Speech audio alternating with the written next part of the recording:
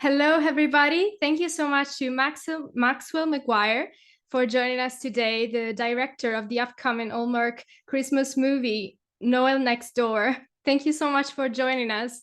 Ciao a tutti. Ciao. So, Maxwell, tell us a bit. What's been the main element in this story and in the movie in general that fascinates you the most and drew you to join this project?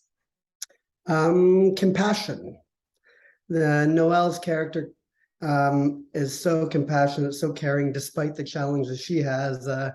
She's determined to see the best in Jeremy.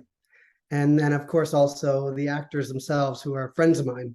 And it was our second or third project with each other for me and Natalie, and then Corey, our second. And we've grown fond of each other. So I'll work with them whenever I can. I think that's really an interesting start. And as we know quite well so far, for people who watch Hallmark movies, Hallmark usually always features some well-shaped and relatable characters for the audience. Is there any character in the movie that you can rely on a personal level? Actually, Jeremy's character, he has a physical ailment that affects his emotional state and his ability to enjoy Christmas, the holidays, and anything positive beyond what he's passionate about, which is music. And myself, as some of my Italian friends and fans might know, I have cystic fibrosis, and I made a movie about cystic fibrosis years ago.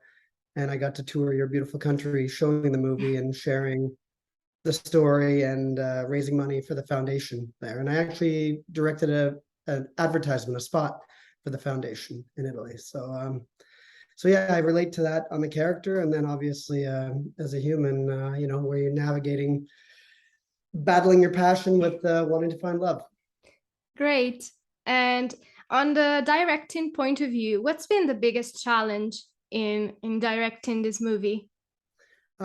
This movie and all movies is always time. Yeah. There's never enough time to do everything you want to do. You want to go another take, you want to go another scene, you want to go another shot. But the budgets and the fast timelines, we make these movies in 14 days. Yeah. Sometimes you get a Christmas script and you have to shoot in the summer, so you spend a lot of time making the snow, let alone the movie. This one, luckily, we shot in the winter, so I think you can see the difference when you can feel the breath and feel the cold, and they were cold. Absolutely. And so the elements, whether it's, I shot a movie overnight outside in the middle of winter when it was minus 30 degrees Celsius. Your actors' mouths, they stop working properly. So it's keeping the train running. It's making your day, making sure you get the emotional beats of the film, getting the shots you want, and then hopefully having an enjoyable experience along the way. And so time is always your enemy on film. Yeah, I can understand it. And to all the fans that are looking forward to watch this movie, how would you describe it if you had to use like 3 words? Good question. 3 words for Noel Next Door: charming, heartwarming, and festive. Interesting. It will be great for all the fans to like figure out what's coming in the movie. Yeah. And what can you tease about the story? Well, Jeremy and Noel's story throughout the whole movie. Well, I think I alluded to a physical ailment that drives our one of our protagonists' feelings, Jeremy. I've definitely teased music. Natalie Hall is, spectacular as always. She just humanizes all these roles. I've teased the cold, and I mean, listen, there's a few elements you'll always know are in a Hallmark movie, right? I mean, you're gonna have the kiss, you're gonna have the snow, and you're gonna have festive in every frame. Yes. And talking about the environment and set, you already teased a bit your relationship with the actors who star in this movie. But how would you describe your experience while filming Noel Next Door? And do you have any fun anecdotes to share with us? Well, listen, for instance, my mother-in-law to be, which is my connection to Italy and Ottawa, my fiance is Italian too. They're in every movie, so they sneak into frames here and there. as extras in the background since I met them. Her mother is always in. And then as far as the experience of making it, I've made so many movies with this team. It's like working with friends. Um, I was having trouble finding townhouse locations. And so my fiance put it on her Instagram, and we had 3 or 4 friends say, hey, I'm interested in renting. And then we ended up in one of her best friend's townhouses. And so that whole block we decorated with, we had to get the approval of all the neighbors, and we put ribbons and decor on the whole townhouse block. And so it's like a family affair making movies in Ottawa, which is where I'm from. And so I'm lucky to have grown up with people who are now homeowners, business owners, managers at the city and the government. So I get to call in a lot of favors to help make these movies happen, which is fun. That's from the making side. Also, I got to work with one of my earliest collaborators, the cinematographer, Christian Bieltz, made my first movie in 1999 with me. So we've been Wow. working together for over 20 years on and off when we can. And so, no, I'm lucky. Yes, absolutely. And now some fun questions that we always ask to the people we're interviewing. And considering we're talking about Noel Next Door, it's on the Noel Next Door universe. Okay. And if you could choose one character in the movie that you would have loved to play if you were an actor, or some sort of some character that you relate to on a personal level, which one would it be and why?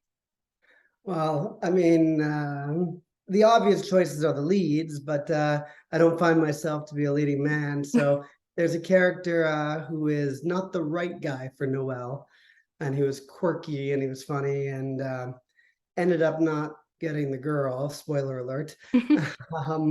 But he got to be some comic relief and just be offbeat. And so I think that would have been a fun role to play. Definitely, and some comedy is always good to Be the other guy. to the screen. Yeah. And instead, talking about the behind the scenes element of the experience, did you take anything from set, any prop or any piece of costume to remember this experience? You know, in my first movie, I took a lot, and I every time I moved, I had to decide if I keep carrying it along. I made so many movies this year. I don't know if you know what I took? I took the memories. Yeah, that's always the best. Photos and memories, and it's fun to look through your personal photo book and have the behind the scenes laughs with your friends and everything else. That's really And then beautiful. it's funny, my friends whose house townhouse we filmed in, they're having a viewing party on Friday at their house. Oh, And so great. they get to show all their friends, hey, our house is in a movie. That's beautiful. Yeah. And throwing back instead to the origins of your career as a director, how did the passion for directing come about in your life? My father and my uncle were hobbyist writers. They were never produced, but they had a desk full of unmade movies. And I think my father wanted to be in the industry, but his father, being from the old world, was like, no, you're going to be a professional. And so when I expressed interest in the arts and acting and improv, he was a big encourager. And so with that encouragement, I got to discover acting wasn't my thing, but we made a movie together when I was 18. And then ever since then, he's been my biggest supporter. And it was finally in 2011 or 12, when Foreverland was in theaters, 10 years after I'd started, he's like, okay, I think this is going to work. And then I've been working ever since. Great. And among all the movies and projects you've worked on throughout your career, is there any particular one that you're most fond of? I think I've mentioned that Foreverland is the most personal film I've ever made. It might be the most personal film I ever make. It's not autobiographical, but it is definitely influenced by my experiences, by my thoughts, and by my worldview at that time when I was 29. But after that, I made a really fun Christmas movie with Natalie Hall and Evan Williams called Midnight at the Magnolia. It was That's on beautiful. Netflix. Yeah, I'm a huge fan of that. I really loved it when I watched it. You know, it was just a great script written by Carly Smale. It was well shot by my friend Jonathan Kishel. The actors were awesome. The locations fit the script. Sometimes you don't get all the elements all in one, and that was one that we did. And I was really proud of that. So that was really fun to work on. Then I've done some thrillers that were really fun too, as far as the TV movie thrillers. And Bury the Past with Damon Runyon and Sarah Allen, and then another one that we just did this past winter about an ice road stalker. It was crazy with an 18-wheeler.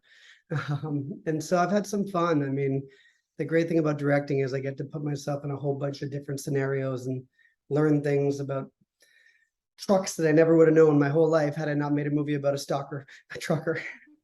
Yeah.